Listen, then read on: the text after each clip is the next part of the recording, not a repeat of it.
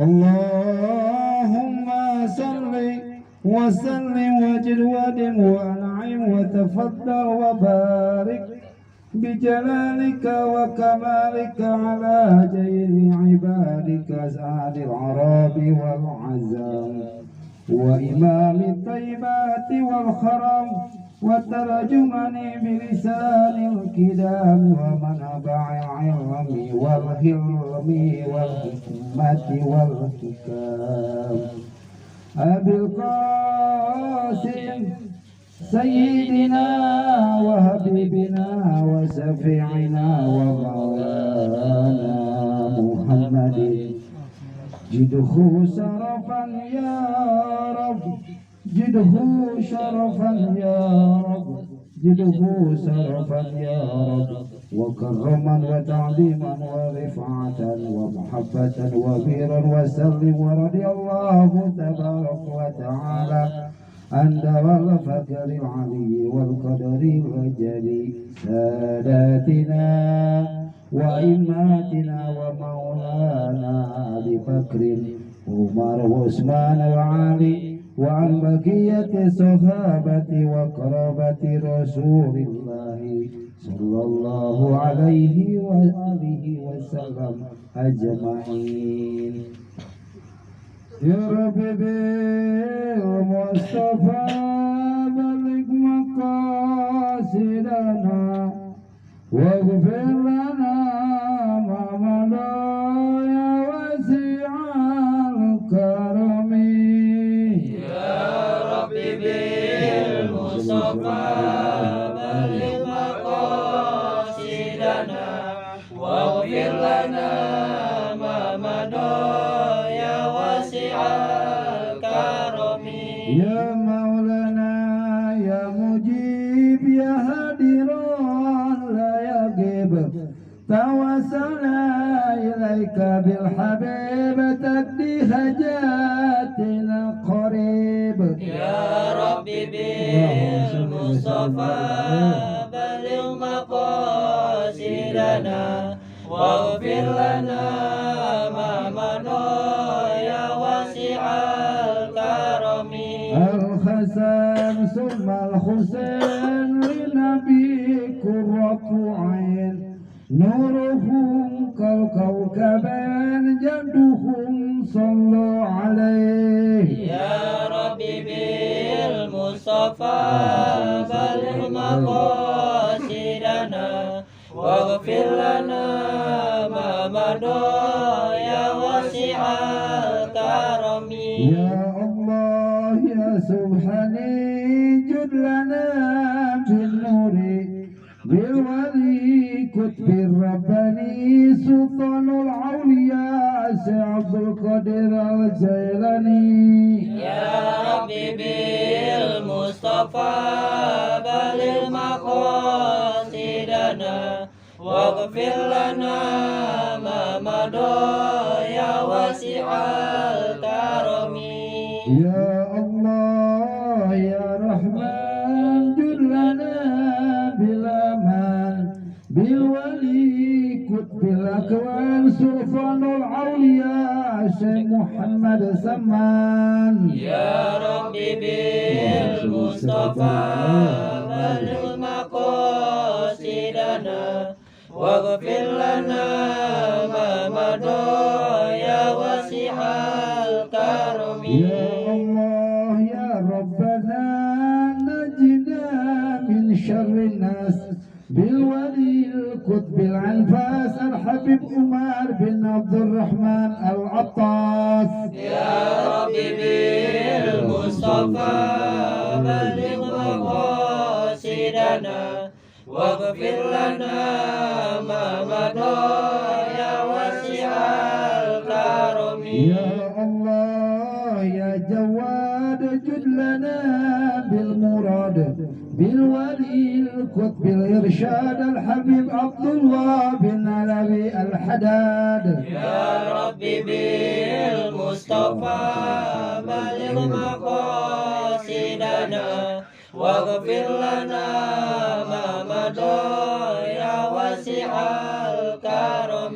يا الله يا قدوس ونجنا من كل بوس بالولي شمس شموس الحبيب عبد الله بن أبو بكر الإدروس. يا ربي بالمصطفى بلغ مقاصدنا واغفر لنا ما مضى يا واسع الكرم.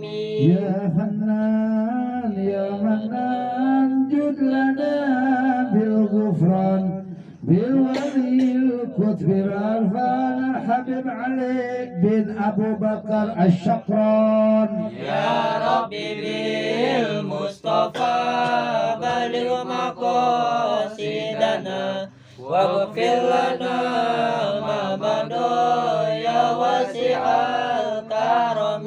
يا الله يا ستار جد لنا بالمختار بالولي الحبيب الأخيار الحبيب أحمد بن محمد المهدار. يا ربي بالمصطفى بلغ مقاصدنا واغفر لنا ما مضى يا واسع الكرم.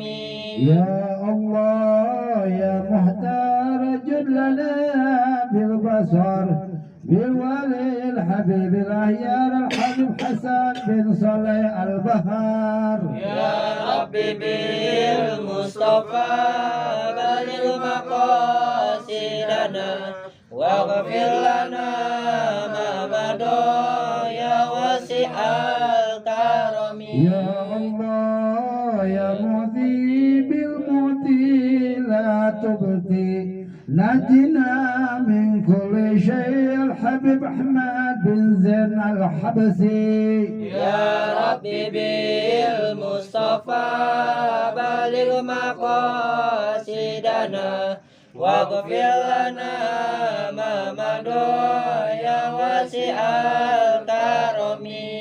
يا الله يا رجاء جد لنا بالأدب بالولي الكتب الإرشاد الحبيب أحمد بن عبد القادر السقاف. يا ربي بالمصطفى بلغ مقاصدنا واغفر لنا ما مضى يا واسع الكرم. يا رب بالمصطفى بلغ مقاصدنا واغفر لنا ذنبنا يا واسع الكرم. يا ربي بالمصطفى بلغ مقاصدنا واغفر لنا ذنبنا يا واسع الكرم. اللهم صل وسلم وبارك عليه وعلى آله. radhiyallahu anha قال سئل النبي صلى الله عليه وسلم عن أكثر ما يدخل الناس الجنة قال التقوى وحسن الخلق. وسئل عن أكثر ما يدخل الناس النار فقال الأجوفان الفم والفرج.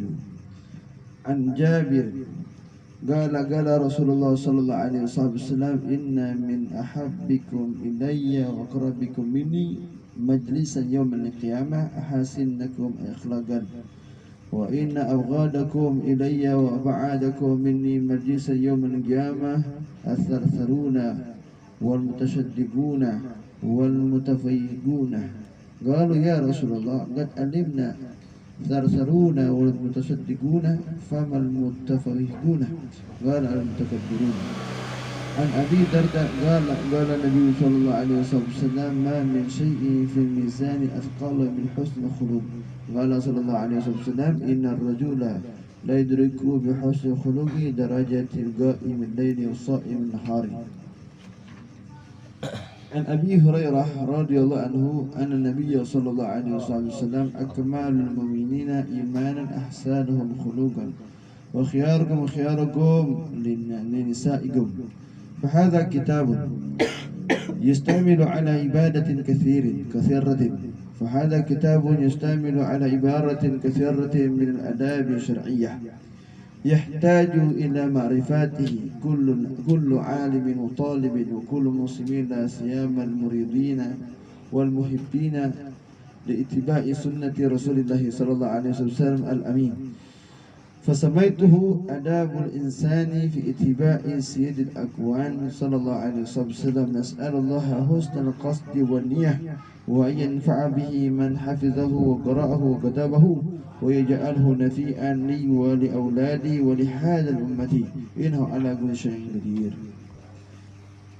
Kita masih di dalam pembahasan muqaddimah daripada kitab Adabul Insan yang dikarang oleh Al-Faqir Syekh Ahmad Al-Farizi Al-Mawardi. Semoga Allah meridainya dan kita mendapatkan barakahnya. Amin Allah.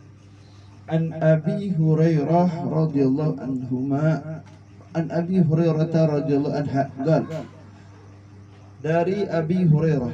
Apa yang ingatkan ya? Testing. Agak kobek gini. Kalau begini enggak nyaman gitu. An Abi Hurairah radhiyallahu anha qala. Ini nyambung tulisannya. An Abi Hurairah radhiyallahu anhu qala, dari Abi Hurairah, semoga Allah meridhoinya dan kita mendapatkan barakahnya. Amin. Su'ilan Nabi sallallahu alaihi wasallam, itu Nabi ditanya. Tentang apa Nabi ditanya? An aktsari ma yadkhulun nas al-jannah, tentang yang paling banyak disebabkan oleh sesuatu yang memasukkan manusia ke dalam surga. Ya, Nabi ditanya tentang yang paling banyak sebab sesuatu yang membuat orang masuk ke dalam surga. Kira-kira kalau seandainya antum tahu sebab ini Nabi, sebab ini orang masuk surga, mau nggak dikerjain? Kan Nabi ditanya tentang sesuatu yang paling banyak, dengan sebab itulah orang dimasukkan ke dalam surga. Kalau seandainya dikasih tahu sesuatu itu, mau nggak ngelakuin? Kalau nggak mau dilakuin percuma disampaikan. Kira-kira nih kan Nabi ditanya nih, dengar kalimat. Nabi ditanya tentang yang paling banyak dari sesuatu yang memasukkan manusia ke dalam surga. An aktsari ma yudkhilun nas al-jannah, tentang paling banyaknya sesuatu yang memasukkan manusia ke dalam surga. Kalau seandainya Ane beritahu sesuatu itu kepada antum, mau nggak dikerjain? Sesuatu ini bukan keuntungan duniawi, bukan. Kalau ente dikasih cara untuk mendapatkan anak Pak RW yang cantik jelita, yang bulu matanya semeter, hidungnya semeter, kepalanya semeter, rambutnya semuanya semeter pokoknya. Enggak, katakanlah ada perempuan cantik nih, antum demen banget sama itu perempuan, kemudian dia punya teman, itu perempuan dia punya syarat. Kalau ente bisa memenuhi syarat itu, ente bisa dapetin dia. Sedangkan ente demen banget sama itu perempuan, kira-kira tuh mau nggak ente berjuang untuk melakukan syarat-syaratnya itu?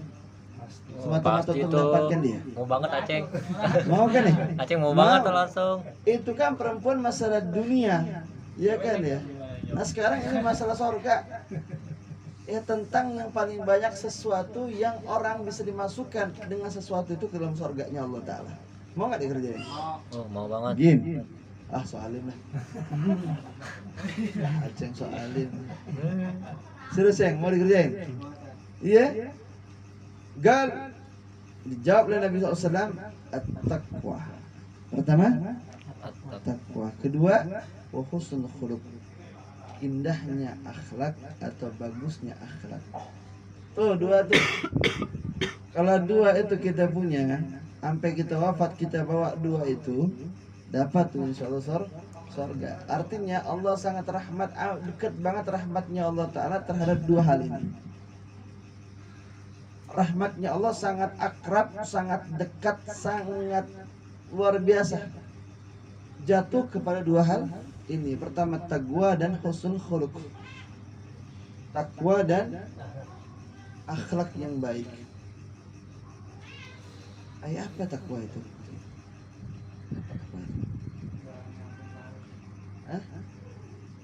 Iya. Takwa itu sederhananya gitu ya. Takut sama Allah. Takut sama Allah.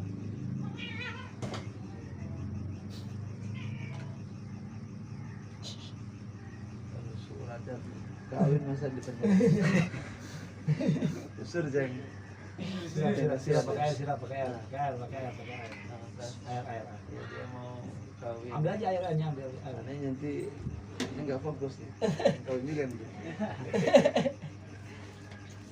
Dari tempat tadi. Siram. Udah.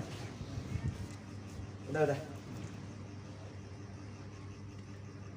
Takwa itu takut sama Allah. Takut sama Allah. Takut sama Allah. Apakah bisa orang langsung tiba-tiba takut sama Allah?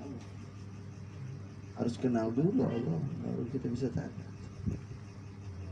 Kalau nggak bisa kenal, kalau kita nggak ada waktu untuk mengenal Allah, bagaimana kita bisa takut? Orang sebelah sono nggak tahu siapa Ustadz Jajan, segede apa dia punya badan. Berani nggak lawan Ustadz Jajan? Berani tuh. Karena dia nggak tahu siapa dia. Siapa Ustadz Jajan? Tapi pas mau lihat, jarinya jempol semua. Gua ngelawan dia, tahu gua takut gua. Kenapa? Pas melihat dan tahu ternyata jari wajahnya jempol semua. Ini kalau sampai kena ke wajah saya gimana ini? Yang bulat bisa jadi pipih ini kepala. Sebab kena pukulan wajah. Kenal dulu baru takut. Kalau nggak kenal bagaimana bisa takut? Makanya dari itu kalau guru-guru kita di kampung dulu selalu mengajarkan kita tentang sifat 20. Tentang asma'nya Allah, sifatnya Allah diajarkan dulu. Seorang orang awam dikenalkan dulu Allahnya. Allah tuh memang Masya Allah, Allah tuh cinta, rahmat sama hambanya luar biasa. Tapi ingat juga Allah maha mengancam, Allah juga maha mengazab. Ya. Jadi kenal dulu, ya kenal dulu. Nah tapi secara globalnya dengan kita belajar secara global, setidaknya kita tahu tujuan hidup ini semata-mata ada yang kita gapai, yang kita cari, yaitu selamat. Ya, dan keselamatan ini cuma satu takwa, Pak. Selamat di dunia, selamat di akhirat. Coba aja ente nggak takwa. Kalau seseorang sudah nggak takwa sama Allah, otomatis hidupnya nggak bakal ada satupun yang boleh takut dalam perbuatannya. Orang bisa tidak mau mencuri sebab apa ya? Takut dengan Allah. Ya. Sebab dia tidak mau berjudi, takut sama Allah. Sebab dia tidak mau berzina, takut sama Allah. Sebab dia tidak takut berjudi, sebab takut sama Allah. Dia nggak mau judi karena takut sama Allah. Karena hal itu haram di dalam Islam. Ketika dia tahu bahwasanya ini semuanya haram, tidak boleh kerjakan, tanda dia takut sama Allah. Kenal dulu Allah. Minimal secara global dia tahu tuh yang mana haram, yang sekiranya tidak boleh kerjakan. Ini nggak boleh. Itu ya, takwa. Umumnya apa yang menjadi perintah Allah kita jalani. Tarkul ma'mur, meninggalkan sesuatu yang diperintahkan, dosa. Mengerjakan sesuatu yang dilarang, dosa. Betul kan? Meninggalkan yang diperintahkan, kita tidak mau sholat, sedangkan sholat perintah Allah, ditinggalin, dosa nggak? Dosa. Mengerjakan sesuatu yang tidak dibolehkan oleh Allah, dikerjain. Judi boleh nggak? Kagak. Dikerjain, dosa nggak? Dosa. Kalau sampai seseorang meninggalkan apa yang telah diperintahkan, mengerjakan apa yang telah dilarang, itu tandanya tidak takwa. Berarti lawan tidak takwa berarti berani. Ya, disuruh lurus malah bengkok. Menentang tidak? Menentang. Kata Allah, ente ke sono lurus biar selamat. Malah dia muter balik, malah ke kanan, malah ke kiri. Berarti tidak mau ikutin perintah.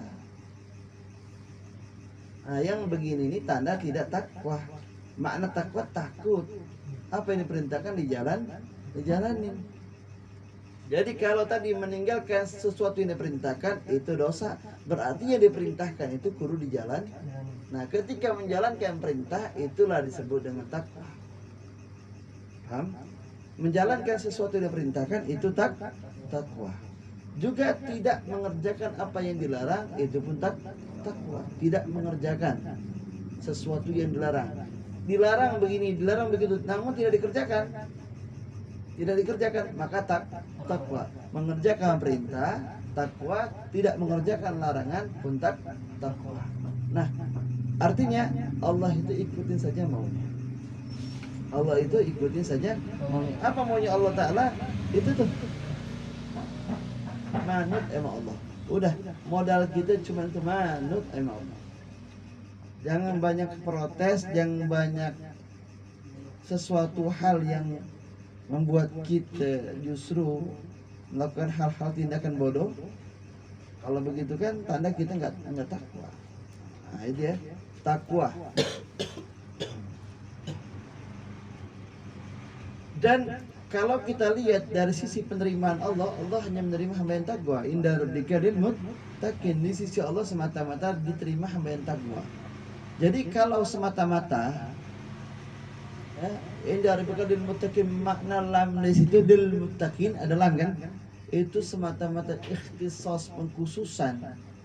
Allah nggak bakal menerima selain hamba yang takwa. Nggak bakal diterima oleh Allah Ta'ala bagi hamba yang tidak takwa. Karena lam lil muttaqin ikhtisas, pengkhususan. Pengkhususan. Maka dari itu ya, walaupun kita belum masuk derajat kepada muttaqin, orang-orang yang betul-betul takwa kepada Allah Ta'ala, minimal kita berupaya untuk menjadikan kita takwa. Karena inilah satu-satunya modal kita untuk mendapatkan suatu keselamatan dunia barzah wal akhirat, keberuntungan dunia barzah akhirat, dekat dengan Nabi Shallallahu Alaihi Wasallam. Ya, karena manusia yang paling muttaqin adalah Nabi Shallallahu Alaihi Wasallam. Setelah itu mereka yang mengikuti Nabi Shallallahu Alaihi Wasallam. Udah itu. Nah, gitu ya. Dan wa husnul khuluq, bagusnya akhlak, indahnya akhlak, terpujinya akhlak, mahmudahnya akhlak, ya. Ketika bagusnya akhlak, inilah yang menyebabkan seseorang bisa masuk ke dalam surga. Artinya takwa dan bagusnya akhlak, dua hal inilah yang membawa seseorang bisa masuk ke dalam surganya Allah Subhanahu wa taala. La ilaha illallah.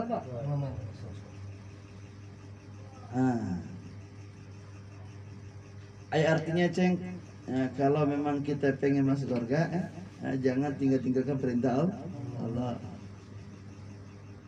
Tiga, baguslah akhlak, indahlah akhlak, gitu ya. Akhlak, terutama berakhlak. Akhlak ini kan wujudnya dari dalam, dari dalam. Kalau dalamnya kita udah cakep, hati kita cakep ya, hati kita punya sifat tawadu, sifat tabah, sabar, syukur, taubat sama Allah, insya Allah wujud luarnya pun asik, mantap, zen, nikmat. Siapa yang nggak mau bersahabat dengan orang yang punya akhlak yang baik? Siapa yang nggak mau orang bersahabat dengan orang yang punya akhlak yang baik? Pasti pengen. Sebaliknya, siapa yang pengen bersahabat dengan orang yang buruk akhlaknya? Nggak ada yang mau. Nggak bisa dekat dikit digaplok kita punya kepala. Pengen teman sama dia. Nggak bisa ngobrol dikit kalau kita ditoel gitu. Salah ngomong digaplok. Karena nggak begitu, ada aja. Banyak. Ngomongnya nggak, oh anjir, anjir, oh, anjir, anjing, tolol lu. Emang pengen ini sahabat begitu. Kalau ini mah ogah. Hah? Kalau kita betah duduk sama orang begitu, berarti kita nggak sehat gitu. Jangan deh, jangan. Kalau kita nggak bisa merubah orang semacam itu, mending kita keluar dari pergaulan semacam itu. Ya kenapa? Hah? Kita punya agama, kita punya akhlak tabiat tuh bagaimana kita punya sahabat. Kalau sahabat kita ajib, dia punya akhlak, punya adab, agamanya bagus, tuh gambaran tuh. Insya Allah dengan kita dekat sama dia pun kita begitu. Insya Allah. Nah, karena itu ya. Dan akhlak ini menular insya Allah ya. Kalau antum sering-sering bergaul dengan orang-orang baik, orang-orang punya akhlaknya bagus, tuh ke bawah insya Allah. Nah, ke bawah. Karena itu berkewajiban bagi kita untuk memilih sahabat. Pilih dari sekian banyak 10 sahabat kita, 1, 2, 3, 4, 5. Dari ke-10 ini teliti siapa yang paling akhlak yang paling bagus. Dan saya memaksakan diri untuk dekat dengan dia. Saya akan membuat diri saya itu untuk terus berdekat dengan dia. Nah, karena pengaruhnya akan besar pengaruh kepada saya nanti. Artinya tuh, karena kedua hal ini berpengaruh tuh dalam nasib diri kita. Artinya kalau kita pengen mendapatkan surganya Allah Ta'ala tuh, carilah wasilah-wasilah kita sehingga kita bisa mendapatkan kedua hal ini. Sekiranya kita belum mampu taat kepada Allah Ta'ala, carilah orang yang bisa membawa kita taat. Yang tadi kita tidak takwa kepada Allah Ta'ala, carilah orang-orang yang bisa membawa kita takwa kepada Allah Ta'ala. Yang tadi akhlak kita kurang bagus, kurang cakep, kurang zen, carilah orang-orang yang sekiranya kita duduk dengan dia, berubah kita punya akhlak semakin baik. Karena ini nasib kita nih. Nasib kita setelah dunia nggak ada lagi tempat menemukan surga kalau nggak neraka.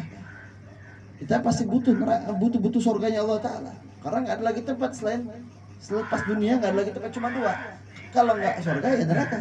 Kalau nggak neraka ya surga. Kita butuh surga. Kita pengen berkumpul sama orang soleh, berkumpul dengan Nabi Sallallahu Alaihi Wasallam itu. Ya. Ya. Wa huswusul an aktsari ma yudkhilun nas nar.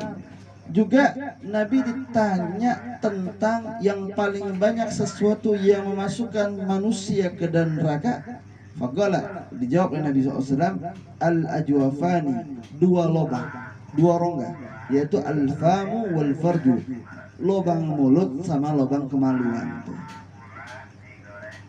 Jadi yang membuat orang bisa masuk ke dalam nerakanya Allah Ta'ala 2 lubang penyebabnya. Lubang mulut. Makanya orang yang ngomongnya nggak hati-hati, ngomongnya ngelantur, ngomongnya nggak ada tujuan, ngomongnya berantakan, ngomongnya nggak jelas, ngomongnya selalu keburukan-keburukan, wa iyadzubillah, ini diantaranya orang tidak akan pernah bisa duduk bersama Nabi Sallallahu Alaihi Wasallam. Ya, orang ini nggak bakal pernah bisa duduk sama Nabi di yaumil qiyamah. Orang yang nggak bisa menjaga mulutnya. Wa iyadzubillah ya. Kemudian apalagi kemaluannya. Ceng, jaga tuh kemaluan. Borgol. Gembok ya, gembok kuf. Jangan kita obral kita punya kemaluan ya. Wa iyadzubillah. Karena kedua hal inilah penyebab orang bisa masuk dalam nerakanya Allah Subhanahu wa taala. Ya. Jangan jangan. Jaga baik-baik ya. Mulut dijaga, kemaluan dijaga. Insya Allah selamat. Selepas kita menjalankan kewajiban Allah Ta'ala, berupaya kita memiliki akhlak yang bagus. Tuh 2 lubang ini kita jaga baik-baik. Percuma apa namanya tuh kita ibadahnya rajin, kemaluan kita kagak dijaga. Ya. Mudah-mudahan kita diselamatkan oleh Allah Ta'ala. Amin An Jabirin dari Jabir berkata, Gala Rasulullah Sallallahu Alaihi Wasallam, Rasul bersabda, Inna min ahabbikum illa agrabikum minni majlisin yawmal qiyamah, ahasinnakum akhlaqan wa inna abghadakum illa wa ab'adakum minni majlisin yawmal qiyamah, atsaruna wal mutasaddiquna. Jadi yang paling sesungguhnya di antara yang paling dicintai dari kalian kepadaku, yang paling dekat kalian dariku, nanti duduknya dia memiliki amal bersamaku, yaitu orang yang paling bagus akhlaknya. Jadi akhlak ini akhlak adalah merupakan suatu hal yang dibawa oleh Nabi Sallallahu Alaihi Wasallam. Maka Nabi Sallallahu Alaihi Wasallam sendiri pun sangat perhatian dengan akhlak manusia. Sampai dikatakan orang yang nanti dekat duduk sama Nabi itu orang yang paling bagus akhlak. Pada itu akhlak akhlak kita ini kita latih dari sekarang. Akhlak kita latih dari sekarang. Kita rapikan sudah. Akhlak dengan orang tua, akhlak dengan Allah, akhlak dengan Nabi Muhammad, akhlak dengan zuriya Rasul, akhlak dengan istri, akhlak dengan anak, akhlak dengan tetangga, akhlak dengan sahabat, akhlak dengan murid, akhlak dengan guru. Nah, kullu akhlak sama. Orang yang nggak punya akhlak langsung jatuh dia punya nilai hidup. Ada nilai sama sekali kalau orang nggak punya akhlak. Ya, orang yang punya akhlak sama sekali nggak punya nilai. Ya. Karena amal soleh, amal ketaatan kita bisa membawa kita insya Allah kepada surganya Allah Ta'ala. Tapi akhlak yang bagus, adab yang terpuji, akhlak yang terpuji bisa membawa kita kepada Allah. Lebih tinggi nggak kedudukannya? Kalau ketaatan, kesolehan kita bisa membawa kita kepada surga. Tapi kalau akhlak dan adab kita bisa membawa kita sampai kepada Allah. Jadi akhlak dan adab inilah bisa membawa orang sampai kepada Allah. Hanya dari itu nanti di surga nggak semua orang bisa memandang Allah. Hanya orang-orang khas aja, orang-orang pilihan. Tentu orang pilihan ini itu orang yang memiliki akhlak dan adab yang bagus. Ya, akhlak dan adab yang bagus. Ya.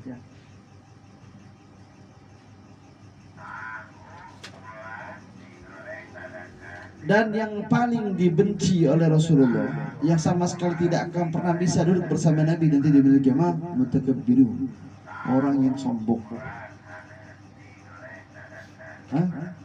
Kalau riya itu bangga dengan perbuatannya.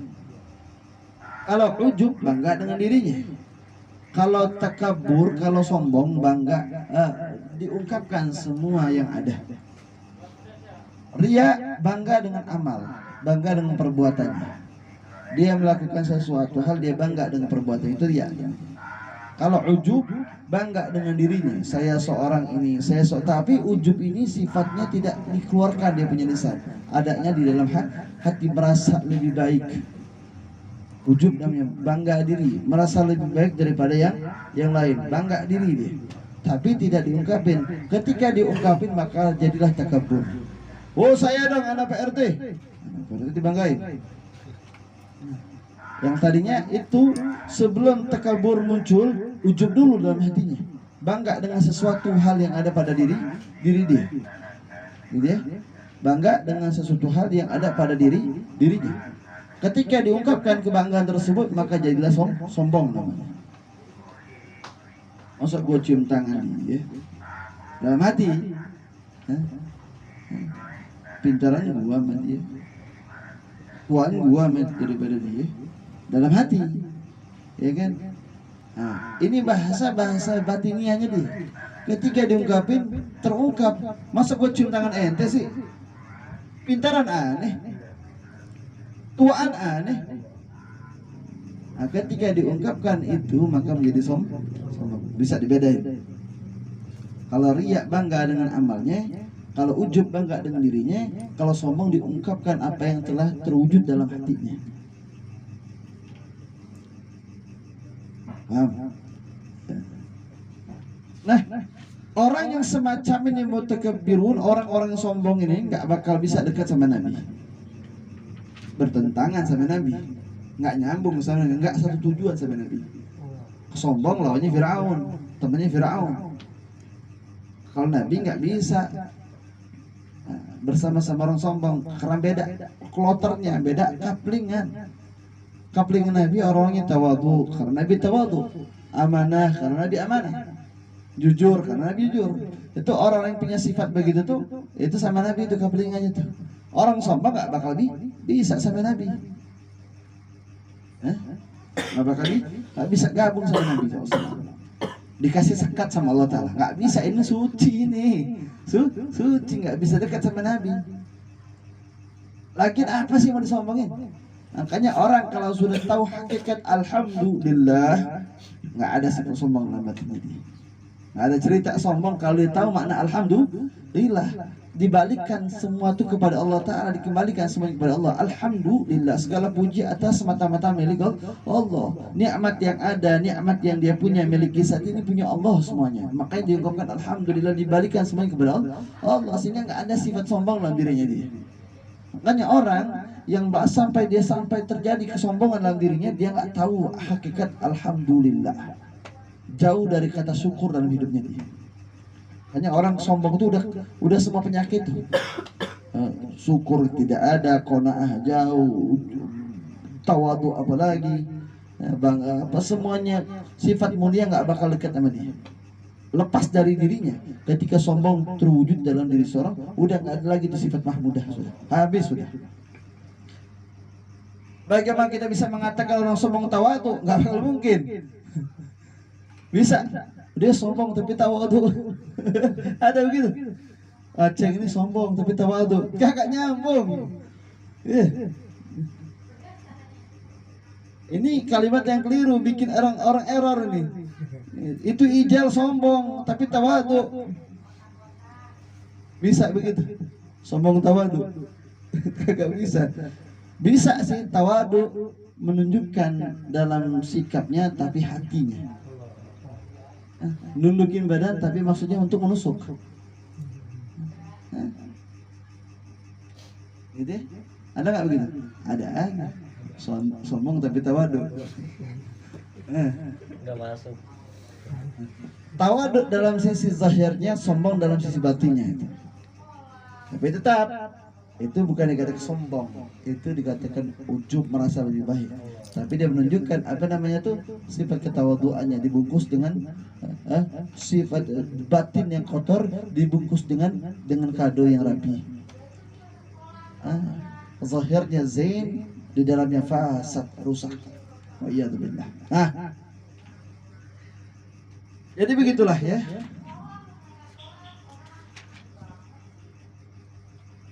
Mana tadi ya?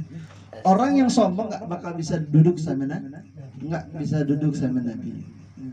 Yang bisa duduk sama Nabi adalah tuh orang yang paling bagus dia punya akhlak. Akhlak. Nyangkut yang tadi ya, nyangkut yang tadi itu, yang takwa dan akhlak. Juga selain kita bisa masuk surga sama surganya Allah Ta'ala, kabar baiknya kita bisa duduk sama Nabi, majelis sama Nabi. Gitu ya. An Abi Darda dari Abi Darda, beliau berkata, qala Nabi sallallahu alaihi wasallam, ma min syai'in fil mizani athqalu min husnil khuluq. Tidak ada dari sesuatu di dalam timbangan kelak nanti yang lebih berat daripada timbangan bagusnya akhlak. Artinya tuh timbangan akhlaknya seseorang itulah yang pemberat timbangannya. Dan tidak ada sesuatu yang bisa melebihi timbangan berat akhlak. Jadi perindah kita punya akhlak. Ya? Akhlak dengan orang tua, akhlak dengan istri, akhlak dengan sahabat, akhlak dengan guru, akhlak dengan Allah, akhlak dengan Al-Quran, akhlak dengan segala macam yang kita temui. Akhlak dengan guru tuh, adab sama guru tuh. Antum kalau sudah punya modal akhlak wal adab, antum sudah punya modal yang sangat begitu besar sudah. Sudah punya modal yang sangat begitu besar kalau antum punya dua ini. Akhlakun Nabi wa adabuhu. Akhlak Nabi dan adabnya Nabi. Kalau antum punya dua hal ini, tuh jalankan perintah-perintahnya Allah Ta'ala. Akhlak sama Nabi, akhlak akhlaknya Nabi, adab dan adabnya Nabi Sallallahu Alaihi Wasallam. Tuh, antum menjadi hamba Allah yang unggul, yang paling unggul bahkan menjadi hamba yang mendapatkan perhatian Allah dan perhatian Rasulullah Sallallahu Alaihi Wasallam. Ada dikatakan dan tentu kalian akan unggul. Kenapa? Kalian nanti ketika ditimbang, ketika kalian punya modal akhlak, itu berat timbangan antum. Berat.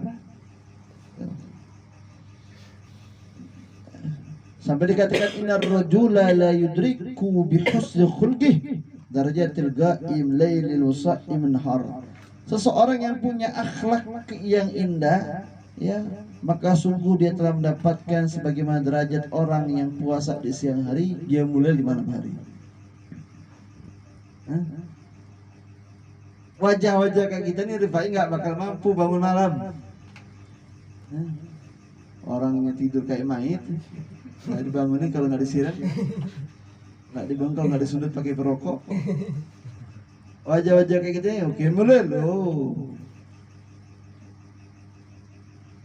Apalagi siangnya puasa, wah jauh banget tuh, makan rakus gitu. Tiba-tiba puasa, ogah banget. Makan rakus, tidurnya nyak. Itu kita tuh. Nah minimal agar kita bisa menghidupkan sebagai mereka menghidupkan waktunya malamnya ibadat, siangnya puasa. Bagaimana caranya tuh? Tuh akhlak. Karena dengan akhlaknya yang bagus, dengan akhlaknya yang bagus, kita mendapatkan tuh derajat orang yang puasa di siang hari, dia mulai di malam hari itu. Tanpa mesti antum lapar tuh, tanpa mesti antum ngantuk-ngantuk malam-malam, antum bisa mendapatkan derajat mereka kalau akhlaknya bagus. Ustadz jajan dari jauh tuh, samperin tuh, ketemu guru, keluar, samperin. Guru saya tuh bangga dengan guru tuh, bangga dengan guru. Nah, kalau udah nggak bangga sama guru, nggak bakal dapat sir para aulia, nggak bakal dapat. Bisa pengen jadi wali itu ya, akhlaknya mereka itu ikutin. Pengen bisa mendapatkan derajat para aulia, akhlak. Akhlak. Sama guru aja gedek, gimana mau jadi wali? Sama guru nggak boleh gede-gede, nggak boleh kesel, nggak boleh berat hati, nggak boleh. Dalam kitab Mahadat, berat hati sedikit kepada guru tuh tepi hijab langsung. Hanya kudu minta maaf. Ya adapun fitnah murid tentu pasti ada, tapi setidaknya saya sadar saya salah. Gitu ya, nggak boleh berat hati ya sama guru, nggak boleh. Nah gitu ya. Nah.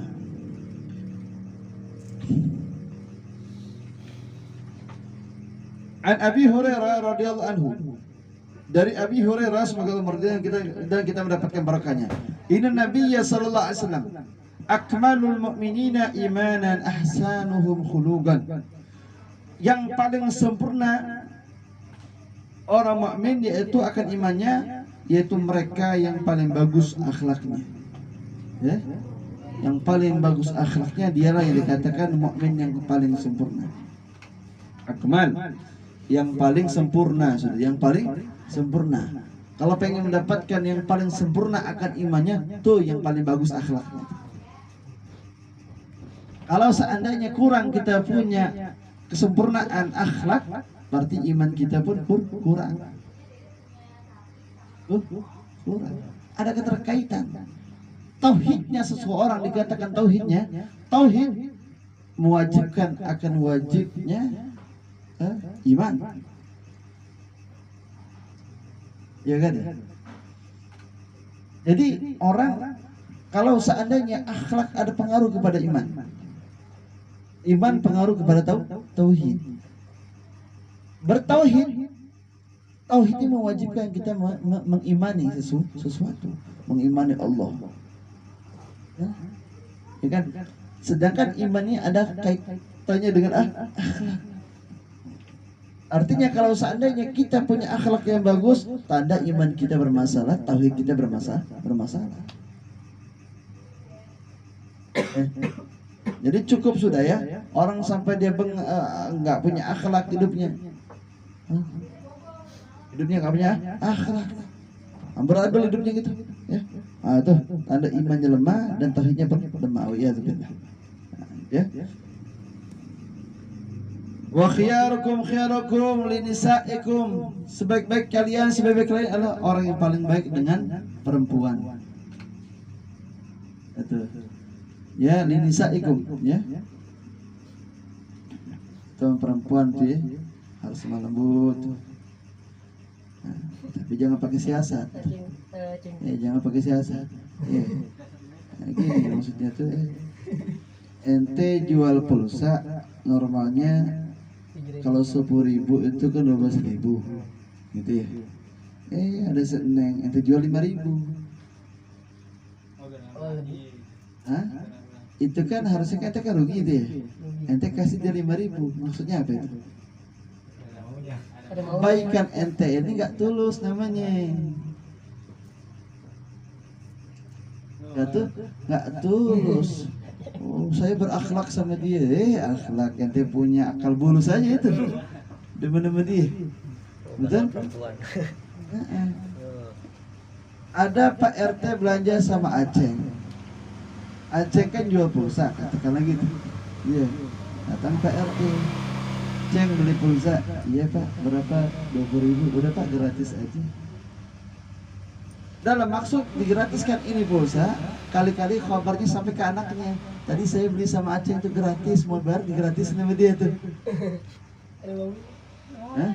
Berarti kan akhlak begitu kagak. Saya akhlak sampai RT. Akhlak itu jujur, dia punya hati itu. Jujur, nggak ngarapin sesuatu yang diharapin Allah nilainya tuh. Kan ada maksud, ada maksud di situ. Nah, adapun yaudah berbaiklah dengan siapapun, terutama dengan perempuan. Ya. Adapun memang terutama dengan istri kita, dengan anak kita, sebaik-baiknya kita nih laki-laki yang paling baik dengan perempuan istri kita. Dengan mak kita kudu baik, dengan saudara perempuan kita kudu baik. Kalau tahu itu, makanya dalam kitab hadits jaga, khususkanlah itu perempuan sejaga-jaga mungkin kita jaga. Kita jaga sebaik mungkin sudah. Kita jaga sebaik mungkin perempuan. Karena fa innahuna dha'ifu aql, dha'ifu din. Itu perempuan itu mereka lemah, mereka punya akal, lemah punya agama.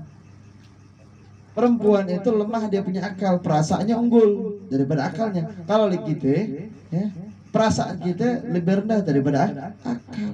Kenapa itu perempuan lebih mengedepankan perasaan? Karena akalnya lemah. Kadang-kadang akalnya itu nggak bisa membedakan hak dan batil, digoda dikit jadi. Karena nggak bisa mikir dia, perasaannya lebih unggul. Kenapa kalau kita berbuat sedikit kesalahan, kesinggung dia punya perasaan? Betul? Perasaannya kesinggung. Kenapa? Tadi karena emang perempuan itu lemah akalnya, susah diajak mikir.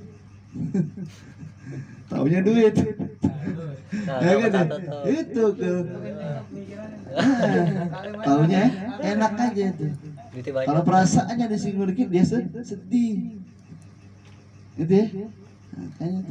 Makanya tuh makanya dikatakan itu perempuan kalau dia kan bengkok tuh, dipaksain bisa patah.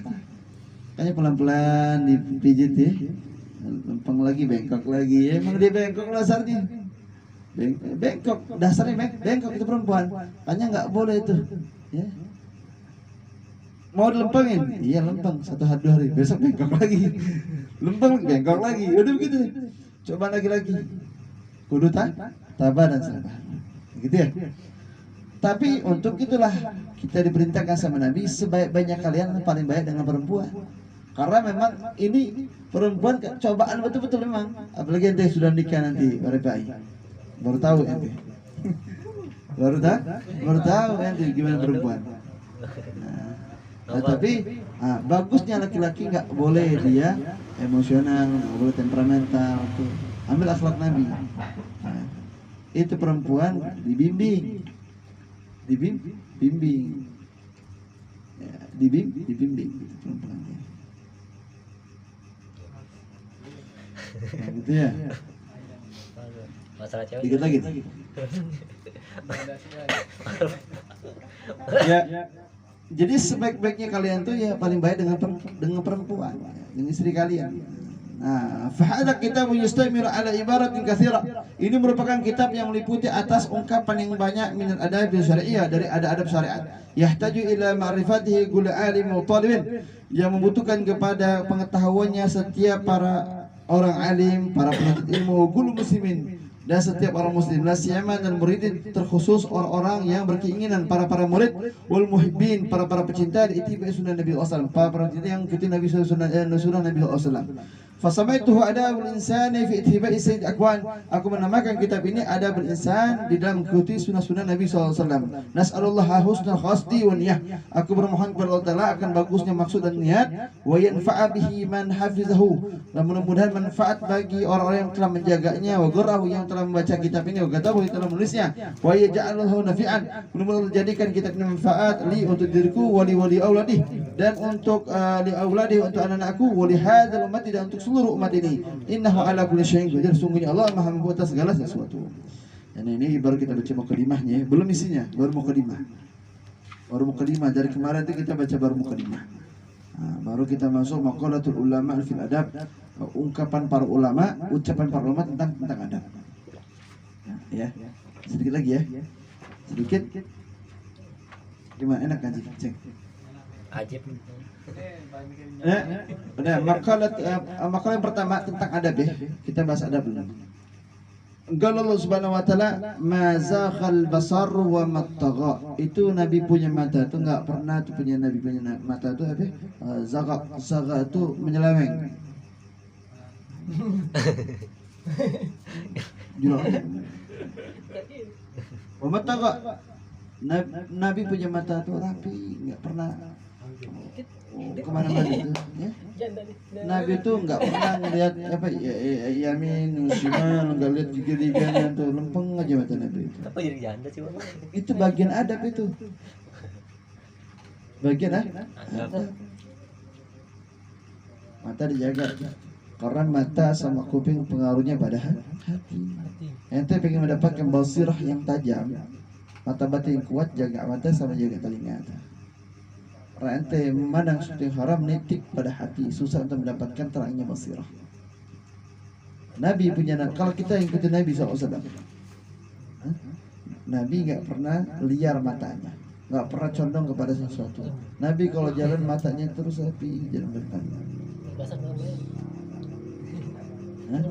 Memang perlu riyadhah ya, perlu latihan. Dan kita kasih kekuatan untuk bisa riyadhah mengamalkannya. Gu anfusakum wa ahlikum nara, jagalah diri kalian dan jagalah keluarga kalian dari api neraka. Ja'a fi tafsir an Ibni Abbas, telah datang dalam sebuah tafsir tentang dari Ibn Abbas, faqihuhum wa adibuhum, ajarkan mereka pemahaman agama dan adab. Ilmu diajarkan, ilmu syariat dari rukunnya, kemudian ajarkan adab. Ya, ajarkan adab. Hakul waladi ala walidih, haknya seorang anak atas orang tuanya, ayusina asma'u, itu orang tuanya memberikan nama yang bagus kepada anaknya. Wa husnul murdi'atu, ya, kemudian itu orang tuanya memberikan susuan yang bagus. Wa husnul adab, dan mendidik adab yang bagus. Maka dikatakan itu seorang orang tua mentarbiyah adab kepada anaknya itu lebih baik daripada dia sedekah. Karena adab ini yang tadinya derajat budak bisa menjadi raja kalau dia bagus adabnya. Jadi haknya anak itu menuntut bagi si anak agar orang tuanya mengajarkan dia akan adab yang bagus, mendidik adab yang bagus, ya, memberikan nama yang bagus, memberikan susuan yang bagus. Jadi, itu haknya bagi si anak.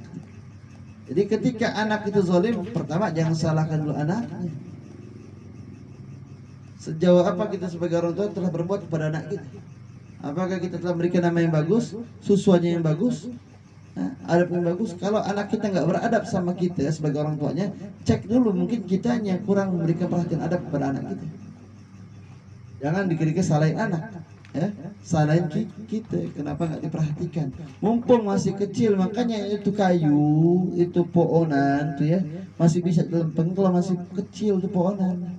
Pohon mangga lagi ditanam tuh bisa tuh bengkok dia tuh, kasih kayu diikat biar dia lempeng lurus. Kalau dibiarin bengkok terus sampai gede bengkok, bisa nggak dilempengin? Kalau gede-gede, kagak bisa, nggak bakal bisa itu.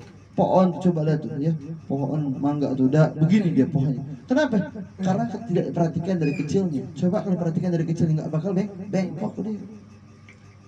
Gitu ya. Makanya kalau kita dapetin anak kita bengkok, dia punya adab, jangan salahkan anak kita, salahkan kita kenapa nggak diterbiah dari kecil. Kecil. Tuh ya. Hah? Nah, tarbiyah tuh. Ya tarbiyah. Nah. Nyambung ya. Wayuhka an Sa'id ibn Musayyab anhu qal man lam ya'rif ma lillah azza wa jalla alayhi fi nafsihi wa lam yata'addab bi amrihi wa nahyihi gana min adabi fi uzlah. Seseorang yang tidak mengenal apa saja yang ada pada Allah, ya, man lam ya'rif ma lillah, barang siapa yang tidak mengenal, tidak mengetahui apa saja yang Allah miliki, ya, pada dirinya, walam yata'addab bi amrihi wa nahyi, maka dia tidak akan pernah beradab dengan perintahnya Allah dan larangan Allah Subhanahu wa taala. Kalau kita nggak mengetahui, oh ini mata ini punya Allah, ini mulut punya Allah, ini telinga punya Allah, ini fasilitas yang aneh punya, ini punya Allah, termasuk rumah, motor, jabatan, apa saja yang aneh punya, itu punya Allah. Kalau kita nggak tahu kalau ini punya Allah, tanda kita nggak akan pernah beradab sama Allah.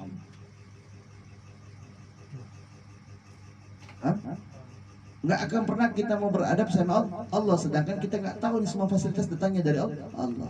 Kalau kita tentu otomatis pas seseorang mengetahui bahwasanya ini semuanya datang dari Allah, dia akan beradab kepada Allah. Adab kepada Allah dalam bentuk patuh sama Allah, tunduk sama Allah, jalankan perintah-perintah Allah, dan tidak akan pernah mau menjalankan larang-larang Allah Subhanahu wa taala. Tidak akan pernah mau menjalankan apa yang telah dilarang Allah Subhanahu wa taala. Sebab apa itu? Sebab dia mengenal bahwasanya semua yang saya miliki ini adalah milik Allah. Gitu ya?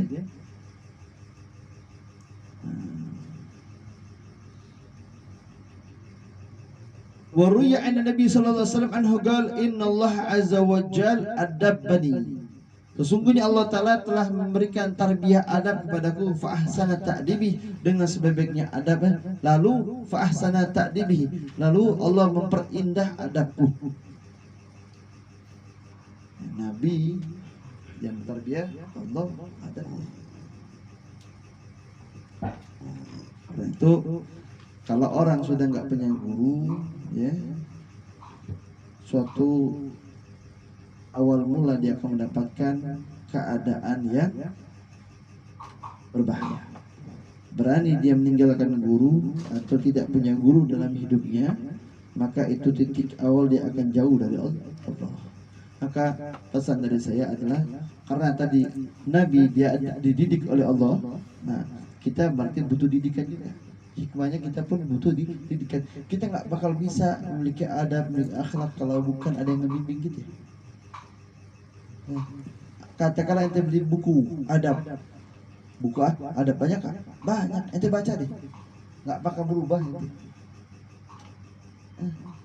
Adab ini kata Habib Umar, kami belum pelajari kitab bab tawadhu, udah 20 lebih saya baca kitab. Saya dapatin ketika saya lihat guru saya bertawadhu, ketika dia punya sikap, punya cara, oh ini tawadhu yang hakiki. Ketika dia melihat gurunya. Artinya itu untuk mendapatkan itu semuanya itu butuh bimbingan langsung dari seorang guru, gitu ya.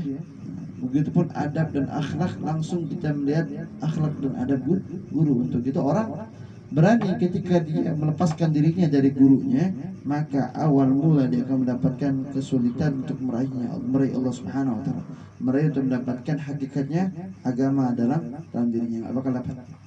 Karena agama ini butuh bimbingan. butuh bimbingan. Semua para anbiya, para rasul ada bimbingannya langsung. Nabi kita Nabi Muhammad dibimbing oleh Jibril alaihissalam. Apalagi kita. Artinya itu Nabi, masya Allah, itu Nabi mengajarkan syariat untuk kita, mengajarkan syariat. Kalau kita butuh bimbingan. Jibril, ya Rasul, dia ikra, dibimbing kan? Ikra, dibimbing itu kan ada hikmahnya, pelajaran untuk kita. Kita pun butuh arahan, butuh bimbingan. Makanya kita butuh guru. Nah, jangan sampai kita bermukhalafah, bertentang, berat hati kita kepada guru. Karena kita tidak akan mendapatkan tarbiyah adab, tarbiyah akhlak dari seorang guru. Otomatis kita akan mendapatkan kesulitan dalam kehidupan kita. Apalagi untuk menuju Allah, nggak bakal mungkin kita bisa mendapatkan Allah kalau nggak melalui adab dan akhlak ini. Mudah-mudahan sedikit ini bermanfaat, bisa kita amalkan. Wassalamualaikum warahmatullahi wabarakatuh. Walhamdulillahirabbil alamin. La ilaha illallah. La ilaha illallah. La ilaha illallah. La ilaha illallah. La ilaha illallah Muhammadur Rasulullah sallallahu alaihi wasallam. Kalimatu haqqin nahyanaha. فلنا موت به ونبعث إن شاء الله تعالى آمين.